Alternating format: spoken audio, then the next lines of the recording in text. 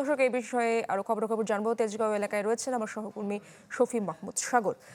সাগর, জ্বালানি তেলের দাম বৃদ্ধির পরে কি চিত্র দেখতে পাচ্ছেন?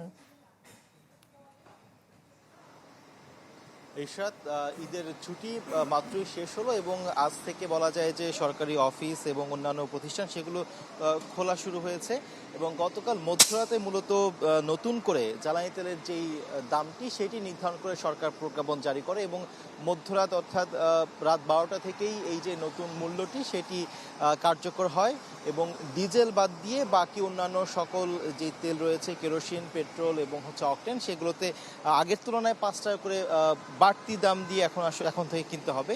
তো সকালে যখন আমরা এসে দেখলাম বেশ কয়েকটি পাম্প স্টেশন ঘুরে আমরা দেখতে পেলাম যে নতুন যে দামটি কার্যকর করা হয়েছে এই বিষয়ে আসলে ভোক্তারা খুব একটা অবগত নন, যার ফলে তারা প্রথমে এই স্টেশনগুলোতে এসে প্রথমে জানতে পেরেছেন যে আগের তুলনায় 5 টাকা করে বাড়ানো হয়েছে এবং নতুন এই দরেই তাদেরকে তেল কিনতে হবে। তো সেক্ষেত্রে তাদের মধ্যে আসলে অনেকে অবাক হয়েছেন এবং একই সাথে তারা জানিয়েছেন যে মাত্র 1.5 মাস আগেই প্রতি লিটারে 15 থেকে 20 টাকা করে বাড়ানো হয়েছিল, আবারও 5 টাকা করে বাড়ানোর ফলে আসলে এটি তাদের জন্য একটি চাপ হয়ে দাঁড়িয়েছে।